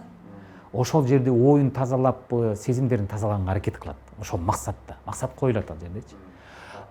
Тунуу бул андай эмес. Тунууда максат жок. Тунууда адам жөн гана байкоочу болуш керек. Байкоочу. Адам өзүнүн ойлоруна, сезимдерине байкоочу болуш керек. Ошондо адам өзүнүн ойлоруна, сезимдерине байкоочу болгондо адам келечекти көрө алат. Мүмкүн табышмактардын жообу ачылат агачы. Жана касиет ушундай жол менен иштейт да. Кут ушундай. Ошол жол менен адам акырын өзүн тарбиялаш керек, жанагы ички үнүн угуш керек. Жанагы куттан келаткан түшүнүктү түшүнө билиш керек. Куттан келаткан үндү уга билиш керек. Жанагы интуицияны сезиш керек да. Ошол интуицияны сезип, ошол интуиция менен иштеп жогорку деңгээлге жеткенде, ошол интуиция аркылуу адам өзүнүн энергиядагы ордун туят. Энергиядагы ордун сезип калат. Мисалы үчүн, мисал катары, жанагы балеттеги бийчилерди карасаңар, жана сценага чыккандачы, алар сцена чыгаардын алдында өзүнүн боюн түзөп, грацияны кылып минтип калат го. Мына алар ошол жанагы денесин өзүнүн жанагы энергиясына тууралап деңгээлге келтирип атат да. Же болбосо жанагы күрөшкө чыкканда делечи, балдарчы, тиги баягы өзүнүн тулку боюн кармап, башкача болуп, өңү түсү өзгөрүлүп, мындай денесин жыйып, мындай немеге кармашка өзүн даярдап иштейт да. Бул жанагы денедеги энергиянын иштешин биз сыртынан көрүп атабыз да. Жана акындарды деле, төкмактарды карасаңар, жана төкмактын айтаардан мурун аларды мындай жакшылап байкасаңар, жүзү өзгөрүлөт алардынчы. Демейдеги жүзү башка, айтып атканда жүзү башкача болуп калат да. Мына ошол баягы адамдын энергиясын, дененин мүчөлөрү адамдын энергиядагы ордун сездирип атат да. Биз сырткы көрүнүшүн көрүп атабыз. Ал эми адам өзүнүн энергиядагы ордун ичинен ошо денесинин кайсы бир дене мүчөлөрүнүн белгиси аркылуу тааныганды билиш керек. Ошону тааныганда адам ошону кармап жүргөнгө аракет кылыш керек. Ар бир ирмемде жашоодо. Ошондо адам өзүнүн энергиядагы ордунда турат да. Ошол энергиядагы ордунда турганда ошол адамга куттан сүйлөй турган сөзү да келет. Сүйлөбөй турган учурда тыйып турат сүйлөбөдө. Тыйганда сүйлөсөң сөзсүз түрдө сокку жейсиң. Сүйлөбөй койсоң сүйлө деген нерсени дагы сокку жейсиң да. Ошондо адамдын ички туюму көкүрөк туюм, адамдын куту адамды башкарып калат. Жана Кудайдын адамдын көкүрөгүнө салган өзгөчө энергиясы адамды башкарып калат. Мына ошол деңгээлге жетиш керек. Мына ошол деңгээлге жеткен абалды үйрөнгөнгө тунуу жардам берет. Тунуу бул тынч алып эле отуруш керек адам. Жана Манастын абалындай асман менен жериңдин тирөөсүнөн бүткөндөй, айың менен күнүңдүн ширөөсүнөн бүткөндөй. Биз туюмду, ойдун баарысын тыйып байкоочубуз керек. Ошол тунуу дегенде жанагы эч нерсени ойлобош керек. Ойлош керек, ойду токтотуш керек. Тун, уудан тунуу деп атпайбы? Тунуу, бул эмне? Биздин ойлорубуз, дене сезимдери. Оор сыркоолор сыздай берген оорутат го. Мына ошону биз байкоочубуз керек. Токтотуш керек. Биз оорунун дене мүчөбүз ооруп атса аны токтото албайбыз. Ага байкоочу болушубуз керек. Ошол дене мүчөнүн берип аткан оорусун сезимден берип атат да, бир жер сыздап атат, же кычышып атат, же какшап атат. Ошону биз белги катары кабыл алган деңгээлге чыгышыбыз керек да. Белги катары ушул эмненин белгиси экендигин тунууга чыкканда анан көкүрөк туюмдан түшүндүрүү башталат. Бул деп. Ошол түшүнгөндөн кийин ошол түшүнүктөгү айтылган, берилген жол менен биз ошол түйүндү чечишибиз керек. Ошону чечкенде эле оорунун өзөгү кетет, анан жанагындай дары-дармектер жардам берип айыгып кетет киши. Адамдын жаны 4 бөлүктөн куралат. 4 түрлүү нур чогултулат. 4 нурдун топтому болот да. Ошондо 7-8тен баштап 11ге чейин нур топтолот бир топко. 41 нурдан турат. Жана кыргыздын 41 уруудан турганы дагы бекеринен эмес да. Адамдын өзөгүндө 41 нурдан түзүлгөн 4 топ нурлардын топтомун жана аркан ишкендей кылып эшип, анан кийин жараткан Кудай ошого өзүнүн демин салат. Демин үйлөп, анан ошол жана түйүлдүк орнотот. Адамдын жаны ушундай түзүлөт. Ошол адамдын жаны биздин денебизде мына көкүрөк тушубузда турат. Жанагы орногон жери, могу 2 даалынын ортосу омуртка бар го. Мына ошол жерде биздин өзөгүбүзгө жан биригип турат. Ошондон жандын нурлары дененин атайын жанагы нур сезе турган каналдары болот. Нур сезчү каналдары деп коет. Жанагы азыр ДНКны жакшы билип калбадыбы? Элдерчи ДНКны өлчөнүп, баардыгын изилденип, кан аркылуу ДНКдагы бүт бөлүктөрдүн баары, штрих-коддордун баарын неметип калды. Бул ошол кан аркылуу келаткан маалыматтын топтому. Ошол сыяктуу эле нур бул биз билген бул жарык нур эмес. Нур бул кыймылдаган, кыймылдаткыч күчү бар нерсенин баары нур деп аталат. Нур ошондо каразды болот, агы болот, ар кандай түрү болот, жана спектрдин түрлөрүн көрүп атпайбызбы? Андан өткөн да нурлар түрлөрү көп да. Мисалы үчүн ар бир адам өзүнчө бир өзгөчө нурду чыгарып турат. Бул адамдын жандык катары чыгарып турган нуру бар. Жанагы жана караңгыда бир чымчыктардын, куштардын, жанагы ит мышыктардын көзү көрүнөт го жанып турганда. Алар нуру чыгып атпайбы? То есть бул далил да, ушул жандыктардын дагы нуру бар. Ошол сыяктуу бул өзгөчө нур. Адамдын да өзүнүн нуру бар. Ошол сыяктуу эле нурдун түрү өтө көп. Жанагындай жансыз заттардан баштап, жанагы таш, буюм теримдерден баштап, жандуу организмдерге чейин, жанагы ааламдагы жанагындай күн сыяктуу жылдыздарга чейин баарысы нур чыгарып турат. Болгону эле ал нурлардын спектри ар түрдүү. жың ар түрдүү, жыштык ар түрдүү да. Ошонун бир бөлүгүн биз көз аркылуу, туюм сезимдер аркылуу сезе алабыз, анын көпчүлүк бөлүгүн биз сезе албайбыз. Ал чексиз нурлардын түрүчү. Ошол нурлардын түрлөрүнөн ошондой 41 нур тандалып алынып туруп, анан кийин адамдын жаны жаралып турат дагы 4 группага, топко бөлүнүп туруп денеге салынат. Ошол денеге салынганда бул Сагынбай Орозбак уулунун вариантында, Манастын толук вариантында ушул берилген да, ошондо жанагы Адам атага жанагы периштеге колуна карматып, Адам атанын жанын анан мурдунан сал дейт. Мурдунан салганда анан 3 жолу чүчкүрүп, 4-чү жолу чүчкүргөндө Адам ата ордунан турат. Ошол жерде анын алгоритми берилип атат. Ошондо жана кыргыздарда айтат да, мындай сөз бар, мисалы үчүн акырын чүчкүр, жаның чыгып кетпесин депчи. Кыргызда ушундай түшүнүк бар, жана адамдын жаны кетип атканда адам чүчкүрөт, анан ошо менен жаны чыгат депчи. Ошол 4 бөлүктөн турган жан адам уктап атканда бир бөлүгү денеде кармалып турат дагы, 3 бөлүгү ааламдарды кыдырып кетет. Ошондо ал бир бөлүгү жана өткөн тарых, өткөн дүйнөгө барышы мүмкүн, бир бөлүгү келечек дүйнөгө барып, бир бөлүгү параллель дүйнөлөргө барышы мүмкүн. Ошого жараша баягы адамдын денеси менен жанынын жанагы айкалышынын тыгыздыгына жараша, канчалык деңгээлине жараша адамдын түшүндө ар түрдүү окуялар бериле берет.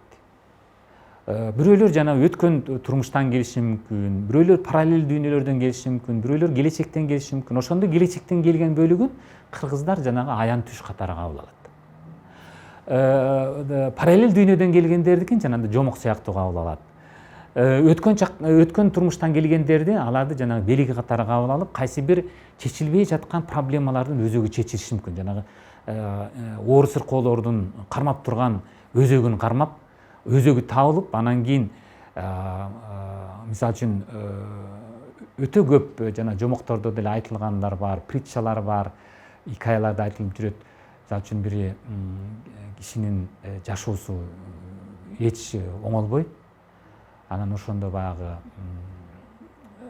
түш көрүп, анан түшүндө анан кийин көрсөтөт экен да.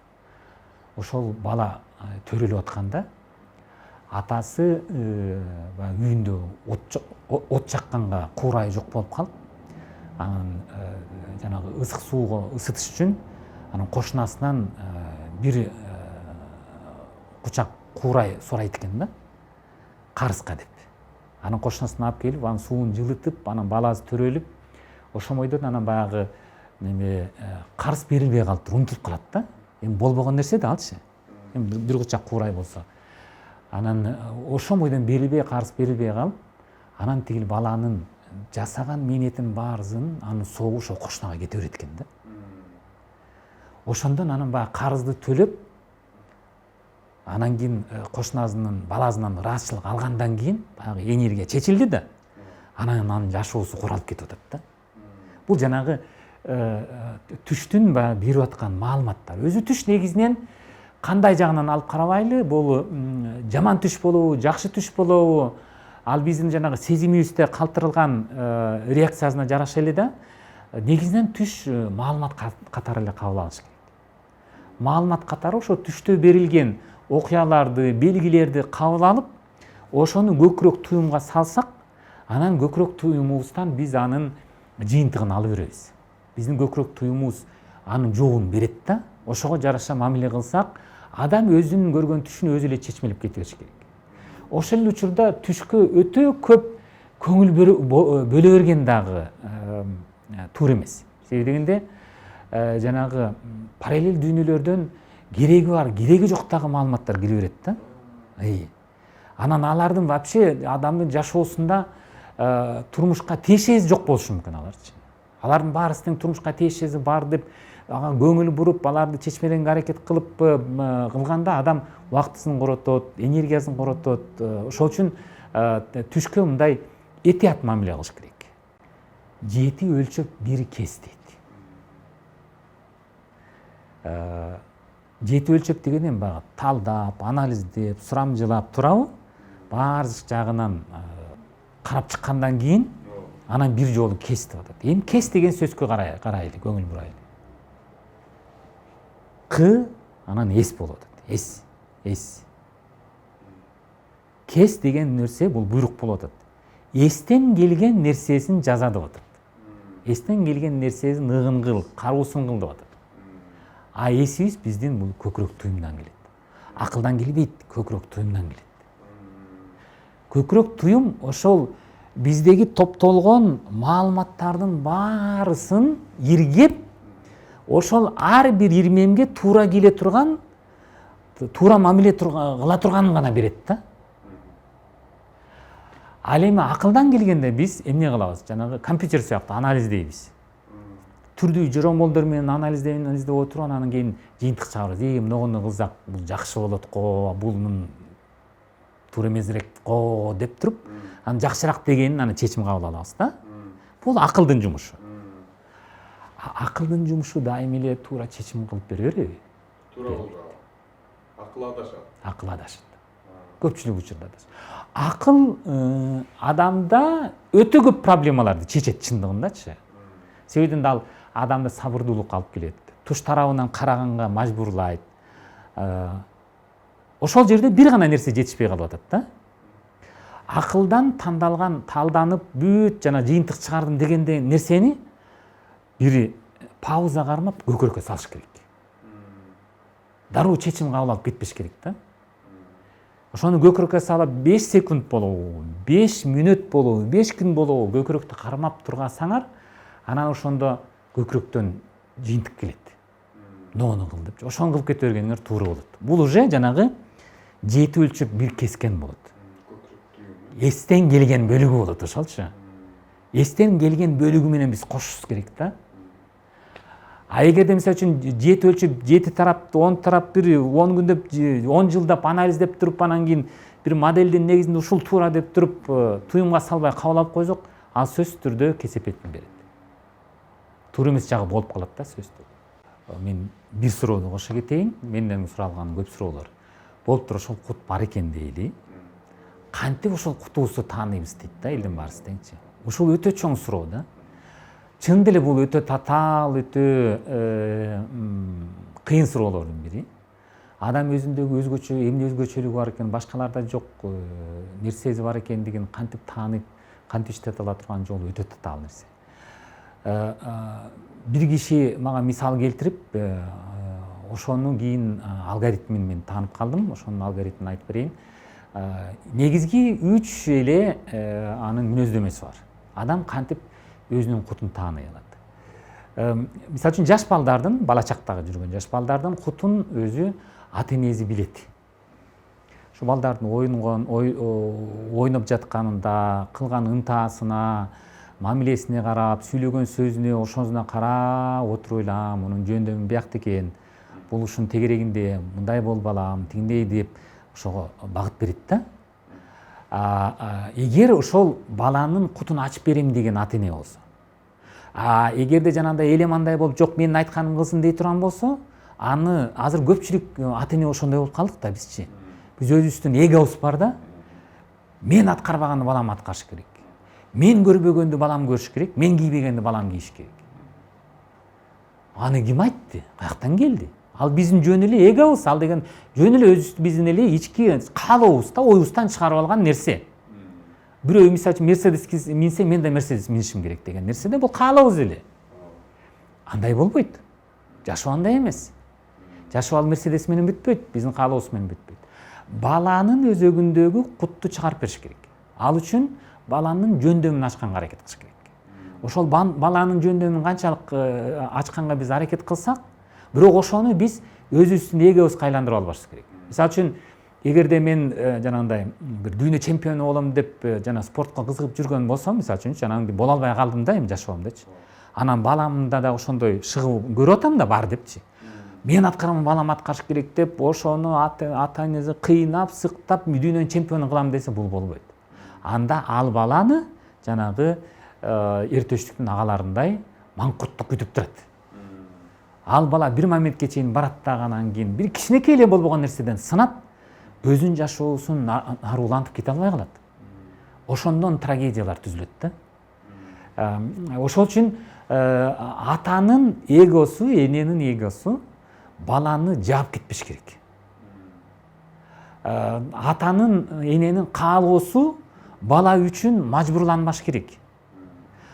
Ооба биз балага багыт беребиз. Өзүбүздүн тажрыйбабыздан, жанагы жашообуздан тапкан жакшы жаман деген нерселердин баарын айтабыз.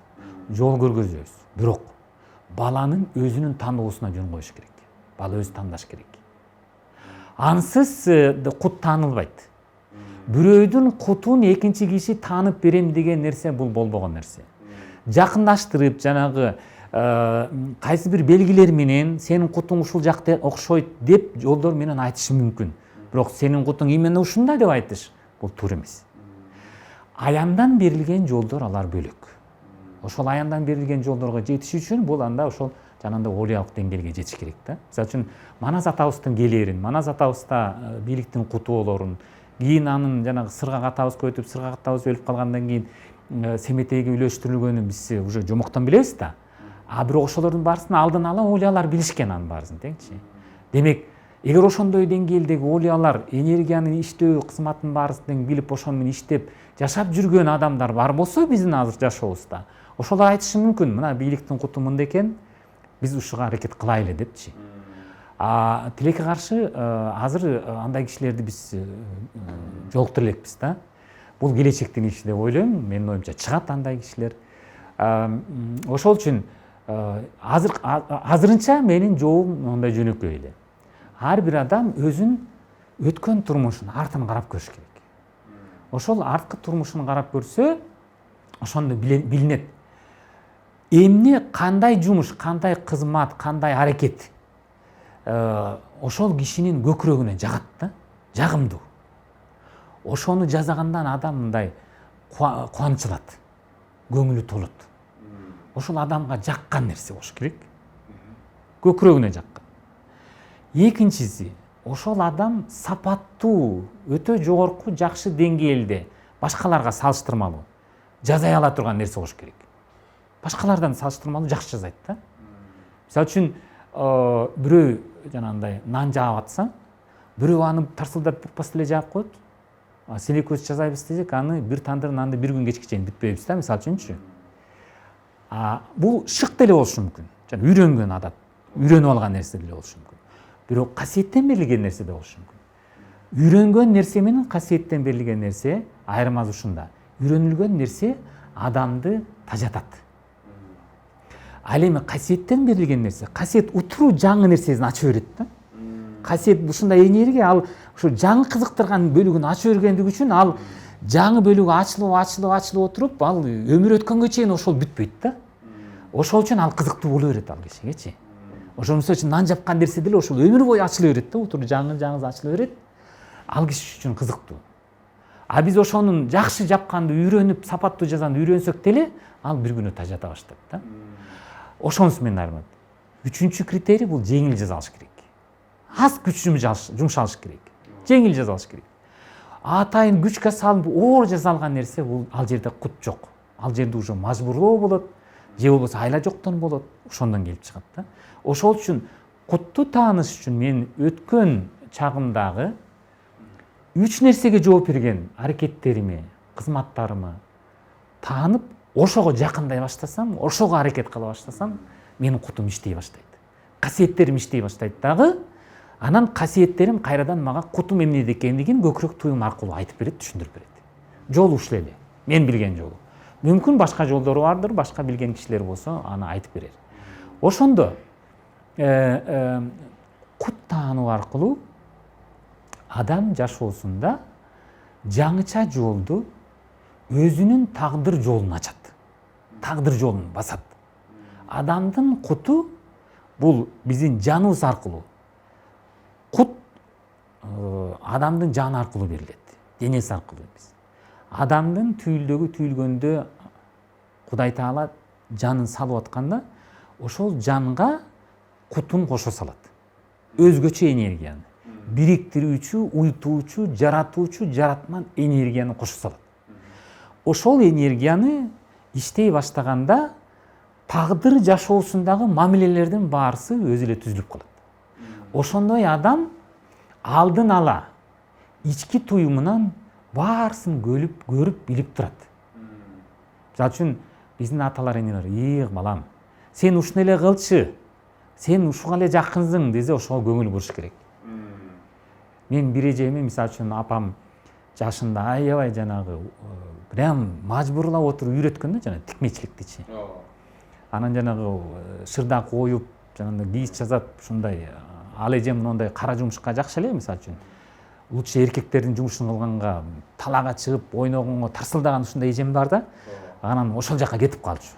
Беркиге жана тикмечиликке апам урушуп жүрүп неметти.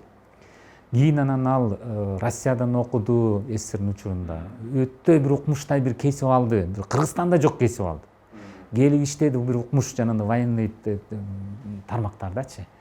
Кийин анан СССР талкаланып кетип, жумуш жоголду, тияк урунду, бияка урунду, аягында келип анан кийин тикмечи болуп калды.